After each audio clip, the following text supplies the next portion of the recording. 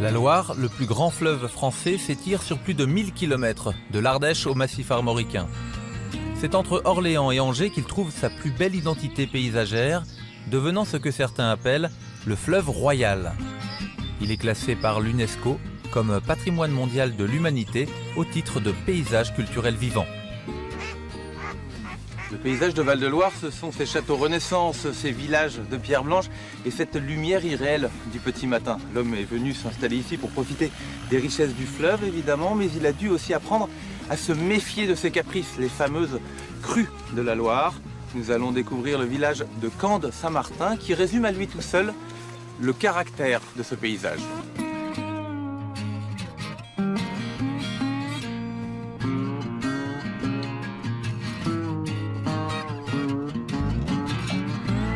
Cande-Saint-Martin était un port de pêche et de batellerie très actif, dominé par une superbe collégiale. Les rois de France et d'Angleterre y ont séjourné à plusieurs reprises.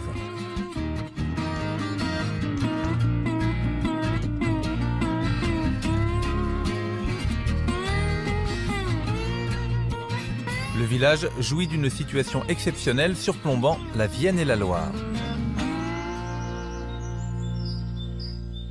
Je rejoins Lise, professeure de lettres, sur les hauteurs de Cande. Alors d'ici on domine Cande-Saint-Martin, votre village, puisque vous en êtes le maire. Oui, j'ai le plaisir d'en être le maire. Alors dites-moi un petit peu si c'est un village typique, caractéristique de la vallée de la Loire. Alors, il est caractéristique de la vallée de la Loire, mais il est absolument particulier parce qu'il se trouve qu'on est évidemment juste au confluent de la Vienne et de la Loire. Cande, ça vient du latin candata, qui veut dire confluent. Voilà. Mais les deux eaux ne sont pas du tout identiques et très souvent l'eau de la Vienne n'est pas du tout de la même couleur que l'eau de la Loire. On s'aperçoit qu'il y a un long moment où les deux eaux n'arrivent pas à se mélanger. Elles cohabitent. Elles cohabitent sans se mélanger. Et sur le plan des paysages et de la luminosité, ça crée un effet absolument incroyable, quoi.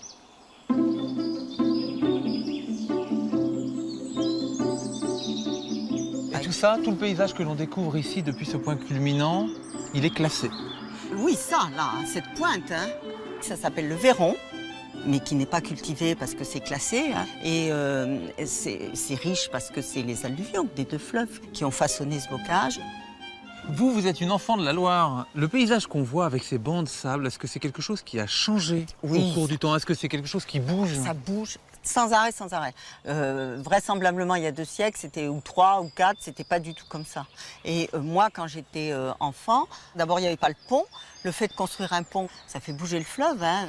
Dès qu'on touche au lit mineur ou au lit majeur d'un fleuve ou d'une rivière, ça fait complètement bouger le... Ça change son cours, il se comporte différemment etc. et il va aller travailler, prendre une direction un peu différente et il va faire changer un petit peu ses méandres.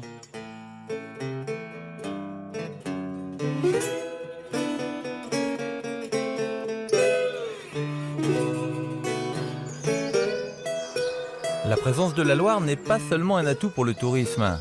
Elle a également conditionné l'architecture du village. La particularité architecturale de la région, c'est cette pierre blanche qu'on trouve partout et en particulier dans le village. Oui, alors ça s'appelle le tuffeau, on dit plus familièrement la tuffe. Hein. C'est une pierre extrêmement, c'est du calcaire, c'est une pierre extrêmement friable qui se travaille à peu près comme le bois et qui a cette particularité d'être effectivement très blanche et d'absorber, on le voit, hein, d'absorber les rayons du soleil et de restituer, démultiplier une lumière, ce qui fait qu'en fait ça donne un éclat particulier au village. Les couvertures ici sont en ardoise, hein, la tuile est interdite, c'est réglementé. Ardoise, clarté du voilà. tuf. Alors il y a l'ardoise et le tuffeau, ça fait un effet de contraste. Et en plus, l'ardoise rappelle la couleur de la Vienne. Gris sombre. Gris sombre. Donc il y a une harmonie de couleurs qui est très particulière à tous ces villages qui sont entre Chinon et Tours et qui sont tous en ardoise et tuffeau.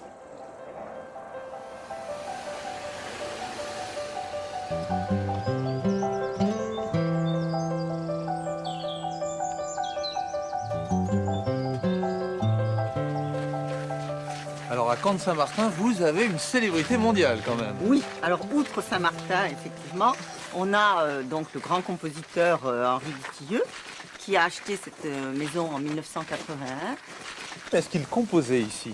Oui, oui, oui, bien sûr. Il a passé de longs moments à contempler le paysage que vous voyez.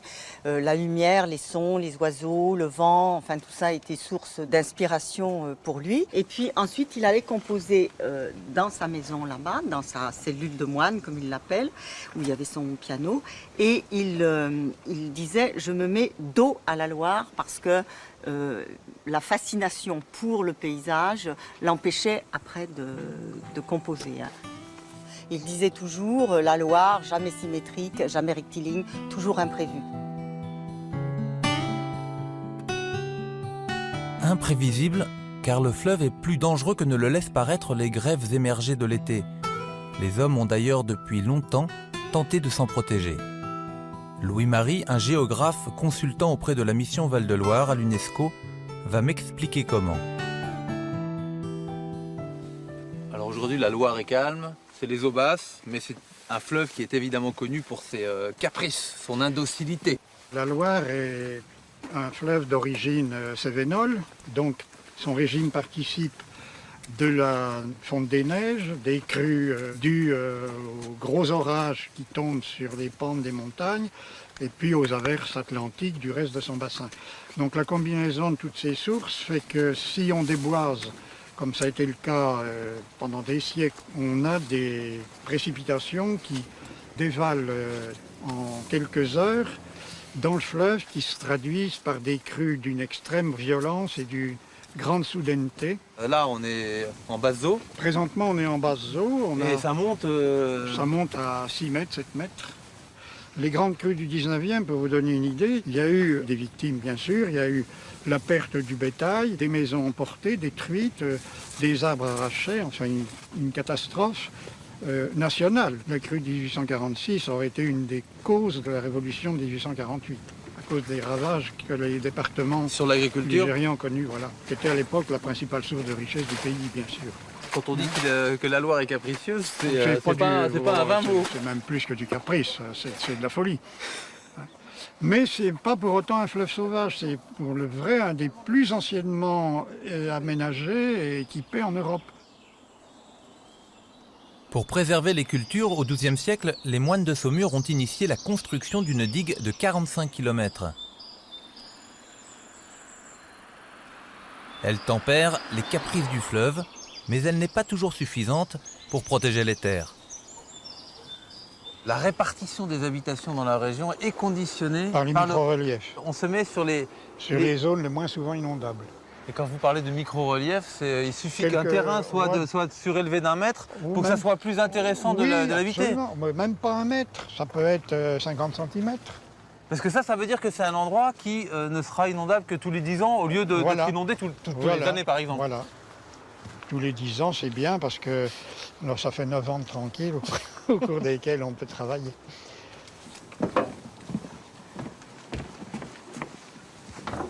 Bonjour. Le vent du soir s'est levé, le temps idéal pour embarquer sur un bateau traditionnel de la Loire.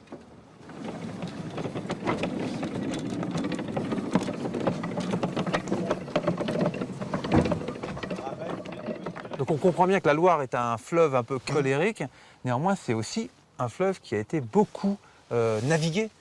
C'est une activité extrêmement importante qui remonte à l'Antiquité.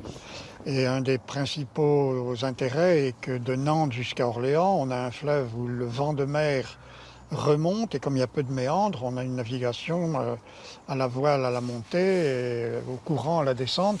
Et puis alors l'autre avantage qu'on peut évoquer, c'est que historiquement, il y a des périodes au cours desquelles l'Angleterre dominait complètement la Manche et rendait impossible l'accès au port de Rouen ou du Havre et que le ravitaillement de Paris pouvait se faire par Nantes et la Loire. C'est le chemin de fer évidemment qui a tué la navigation. On a perdu, disons, les 4/5e de la navigation en tonnage et en nombre de bateaux entre 1845 et 1870. Si ma mémoire est docile, c'était au mois de mai.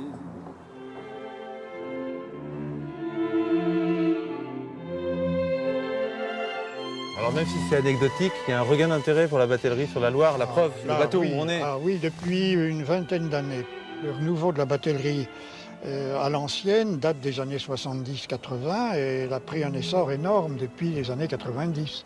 Et le fait est que c'est une découverte totalement différente de la région que de la voir depuis le fleuve plutôt que depuis l'élevé.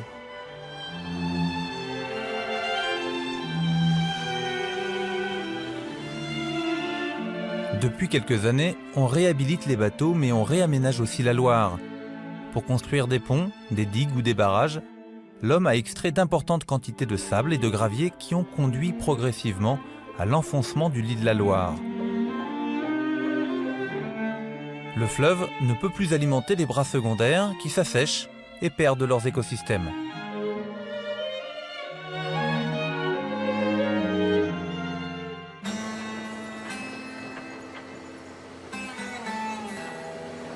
D'importants travaux ont été engagés pour redessiner le paysage d'autrefois.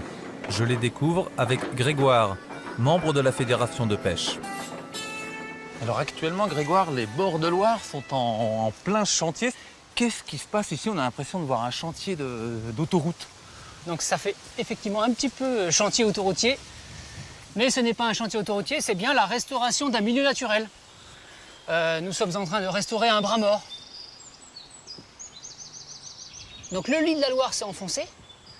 Du coup, les bras morts, les bras secondaires se sont retrouvés perchés par rapport au lit de la Loire. Et donc plus alimenté par l'eau de la Loire. Plus alimentés, se sont végétalisés avec des arbres, etc. Et du coup, les sites se sont transformés en forêt alluviale. Et maintenant, le but du jeu, c'est de les reconnecter à la Loire. En abaissant le plancher, vous avez dû avoir du déblai. Vous en avez fait quoi? Alors les matériaux, en grande partie, on les a mis dans le lit de la Loire pour réengraisser la Loire qui est en déficit de sédiments. Donc tout ce que tu peux voir devant, il y a un carré dans lequel on a déposé 1500 mètres cubes de matériaux. Donc on restaure ce qu'était le paysage des bords de Loire il y a 50 ans. Voilà, on réhabilite un milieu qui était fonctionnel il y a plusieurs décennies.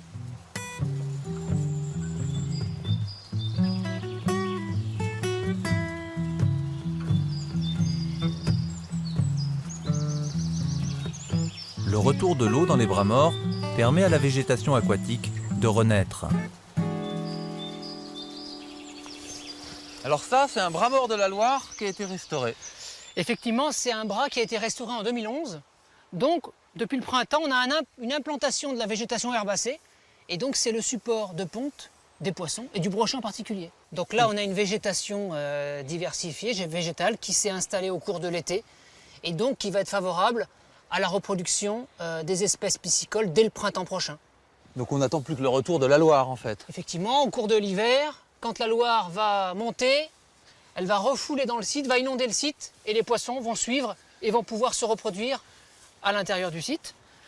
Et ça participe à la beauté des paysages.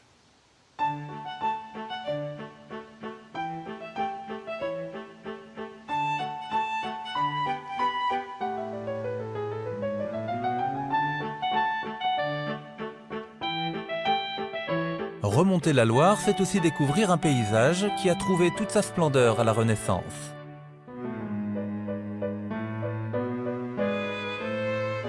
Élément incontournable du paysage de Val-de-Loire, ces châteaux, évidemment ces multiples châteaux, comme celui-ci, celui de Villandry, des châteaux qui ont été construits pour les rois de France, qui à partir du XVIe siècle ont élu domicile dans la région. Avec ses 6 jardins fleuris quasiment toute l'année, le château de Villandry est un régal pour les sens.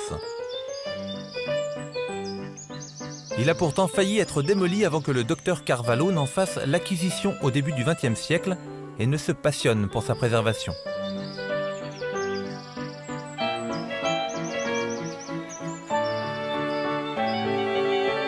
Je rencontre Henri, son arrière-petit-fils. Henri Carvalho, ce château de Villandry, il fait partie des nombreux châteaux de la Loire, évidemment. Des châteaux qui ont une histoire particulière par rapport à la royauté. Oui, tous ces châteaux de la Loire ont été édifiés donc, autour de la présence des rois de France, de Charles VII à François Ier, dans le Val-de-Loire. Et ils ont été édifiés comme Villandry par très souvent les hauts fonctionnaires, les ministres du roi, qui avaient besoin d'une demeure à proximité de la couronne. Et ces châteaux, ils sont très particuliers. On voit qu'ils ne sont pas uniquement orientés vers la défense, vers le côté fonctionnel. Ils ont un côté esthétique intégré au paysage. Oui, on voit bien à Villandry notamment la transition du château fort au château de plaisance en quelque sorte. Les douves qui étaient défensives servent à refléter la beauté de la façade et participent donc à la beauté des lieux et à la jonction avec le paysage.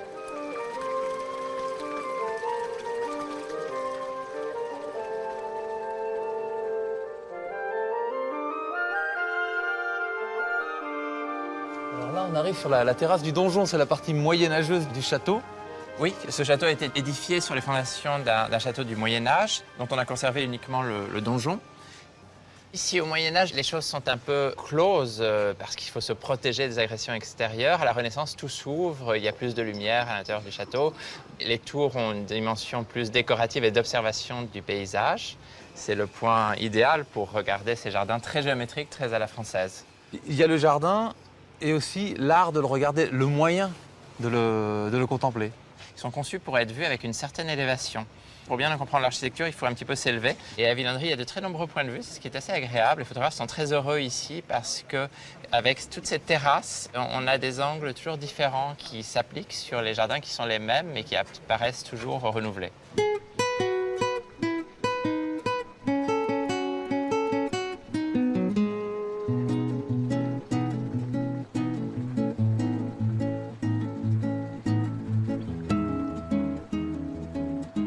On va rentrer dans un des carrés donc, du potager décoratif. Alors on y trouve quoi dans ce potager Alors, ce sont de très nombreux légumes. Vous voyez le céleri ici, les piments, une autre variété de piments, juste devant les poireaux, qui forment une tapisserie végétale que l'on compose chaque année en essayant d'assembler les formes et les couleurs de façon à créer une belle harmonie. Et puis l'idée venue d'Italie à la Renaissance, ce sont les buis qui forment les massifs et qui embellissent la géométrie de façon très précise. François Rabelais toujours disait la Touraine, oui, c'est le jardin de la France. Donc on sent que c'est le lieu où l'on magnifie les plantes, les légumes, les fleurs et les jardins.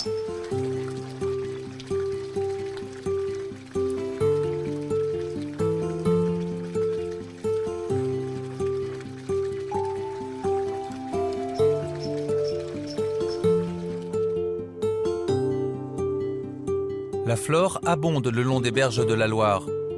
Cette zone est sous la protection du parc naturel régional où travaille Ségolène. Ces immenses bancs de sable là, c'est une particularité de la Loire. Oui, effectivement, c'est une particularité qui évolue au fil des saisons. C'est-à-dire que ces bancs de sable sont là aujourd'hui, mais dans 3 mois, pour cet hiver, ils auront disparu en fait. C'est intéressant au niveau paysager, on peut venir d'une saison à l'autre, on ne reconnaîtra pas la Loire, étant donné que les bancs de sable auront disparu ou seront réapparus. Et lorsqu'ils réapparaissent, ils changent de configuration, ils peuvent changer de rive. Un coup, ils sont en rive droite, un coup en rive gauche. En fait, un paysage qui est changeant pour les habitants, mais aussi pour les animaux, du coup. Ça a quelle répercussion sur leur manière d'occuper le terrain ? Il y a par exemple des oiseaux migrateurs, les sternes, il y a le sterne Pierre-Garin et la sterne naine, qui arrivent au printemps et qui vont commencer à occuper les bancs de sable qui commencent à apparaître. Donc c'est des petites îles au milieu du fleuve. Et donc ces sternes vont commencer leur parade nuptiale et commencer à nidifier. Ils nichent dans le sable. Ils nichent à même le sable, effectivement. Et ça les met à l'abri des prédateurs, le fait que ce soit des petites îles comme ça ? Des prédateurs et du dérangement parce que du coup ces bancs de sable au printemps ne sont pas accessibles à pied, donc il n'y a pas des personnes qui viennent s'y balader, pas de chiens errants. Pour les oiseaux, c'est assez intéressant de pouvoir nidifier sur ces grèves.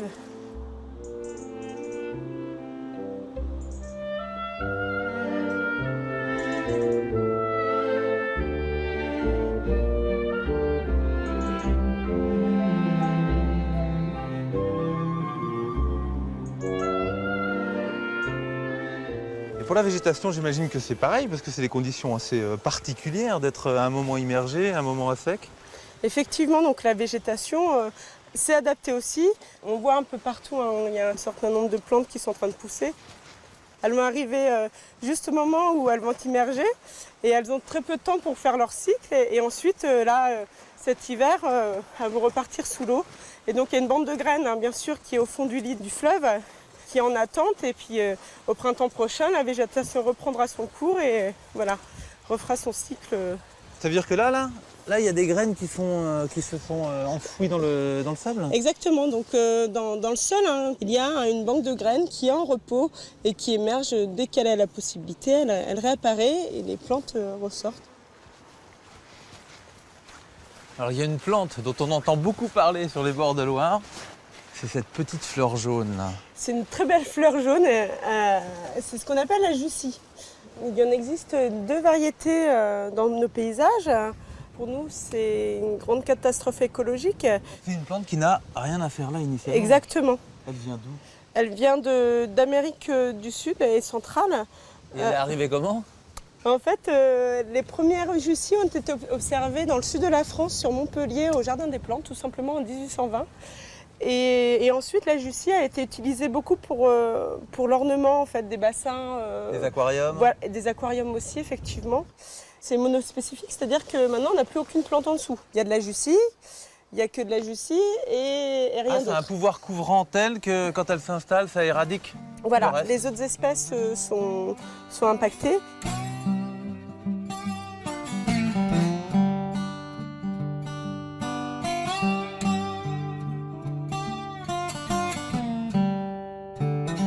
Autre élément du paysage de la Loire, les prairies alluviales. Longtemps recouvertes de peupleraies qui envahissaient les bords du fleuve, ces terres sont à présent déboisées et les agriculteurs peuvent y pratiquer de l'élevage extensif. Jean-Jacques est l'un d'eux.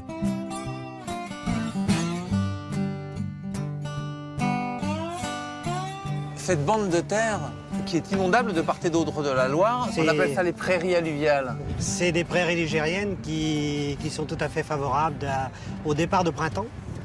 On a à peu près 15 jours à 3 semaines d'avance par rapport à la vallée derrière. Ça veut dire qu'il y a de l'herbe plus tôt, c'est ça? Ah, il y a de l'herbe plus tôt, oui. Pour engraisser des animaux, c'est important. Plus l'herbe démarre de bonne heure au printemps, plus les veaux démarrent vite et au sevrage, ça se voit, le poids. Et les parties basses, c'est de la terre remplie d'alluvions.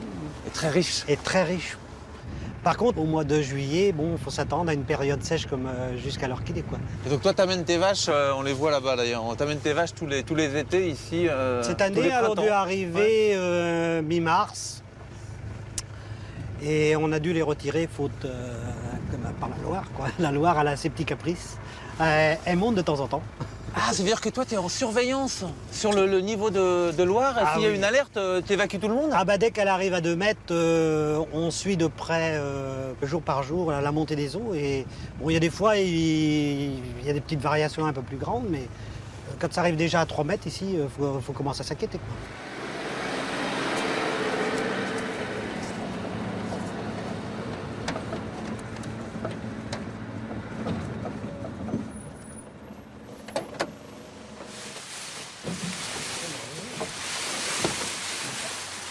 Ça, c'est les friandises pour le troupeau? Oui, c'est tout à fait la friandise quand il y a une perte d'herbe dans les prairies. Alors les filles? Viens ma Fifi, viens. Allez. Viens Fifi. Viens. Bah alors? Allez Fifi. Voilà, là on est dans un terrain qui a été redonné par la Loire il y a plusieurs dizaines d'années. Redonné par la Loire, ça veut dire que quoi? La Loire, elle arrivait plus loin? Elle allait jusqu'à la clôture qu'on voit aujourd'hui. Tout ça, c'était en eau? C'était en eau, plus ou moins. Et là, aujourd'hui, elle est en train de reprendre une partie. L'année dernière, elle a repris tout le bas. Là. Il y a au moins plus de 10 mètres de large. C'est-à-dire que avant la terre allait 10 mètres plus loin? Oui, on ne peut pas la domestiquer. Et la Loire, elle reprend ce qu'elle avait donné il y a plusieurs dizaines d'années. C'est comme ça, c'est sa vie.